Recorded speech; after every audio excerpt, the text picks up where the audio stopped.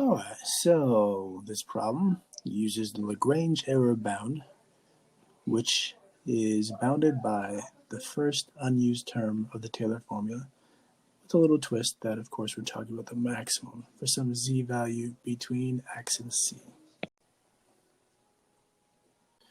Alright, so we're using a second degree Taylor polynomial. So n is 2, which makes all these expressions n plus 1 equal to 2 plus 1, which is 3. We are evaluating at an x value of 1.9. And we are centered at x equals 2. So the c value where we are centered, where we are expanded about, is 2. All right, that leaves the z value, which is between x and c. That is for z values between 1.9 and 2. All right, so this is fully determined. This denominator is fully determined. The only thing we don't have determined is the maximum value of the third derivative for some value of z between 1.9 and 2. This is where we're going to use our table of values. All right, so for values from 1.9 to 2 would be about here to here, roughly, looking for the maximum third derivative. So these values for the third derivative of h at the x values 1, 2, and 3, they happen to be decreasing because all the derivatives are decreasing as x goes from 1 to 3. So from the pink to the blue, it's getting smaller, it's getting smaller. So if we're just to show relative positions on this, this plane where we've got the x values versus the third derivative values, these values are decreasing.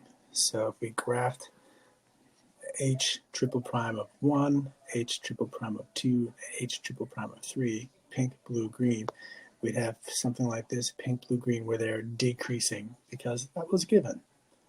Well, we're looking for the maximum of the third derivative from 1.9 to 2.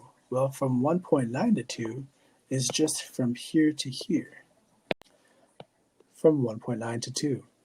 So for this black curve representing the third derivative, which is always decreasing, we need to take the maximum. Well, the maximum is going to be the left boundary.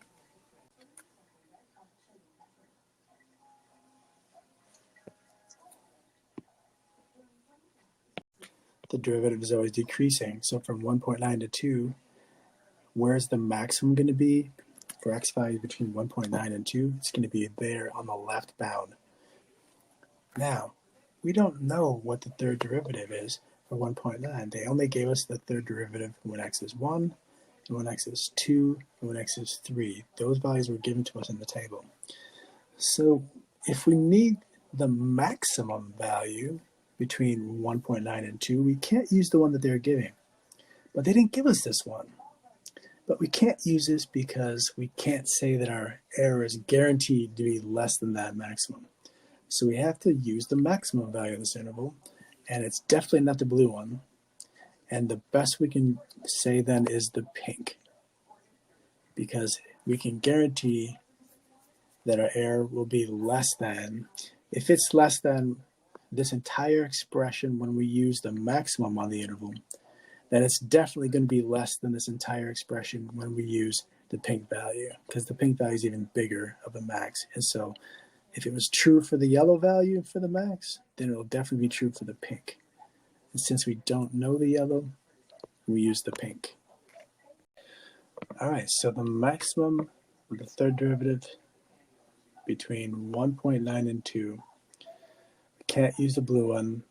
We don't know the yellow, so we'll use the pink for the next best thing. And that was 3483 over 16.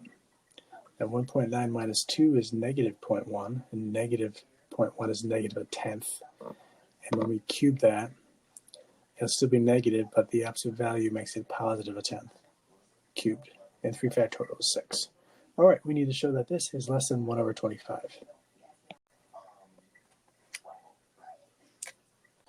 So 1/10 is a thousandths, multiply 16,000 in the denominator, divide by 6 or times a sixth, we get this over 96,000. Reducing to the lowest terms, And this is roughly 1 out of 32, right? 1,000 over 32,000, 1 over 32. And that seems pretty clearly smaller than 1 out of 25. But if you wanted to prove this without a calculator, we could do the following. We'd have to multiply 25 times 4 to get 100. So times 40 to get 1,000.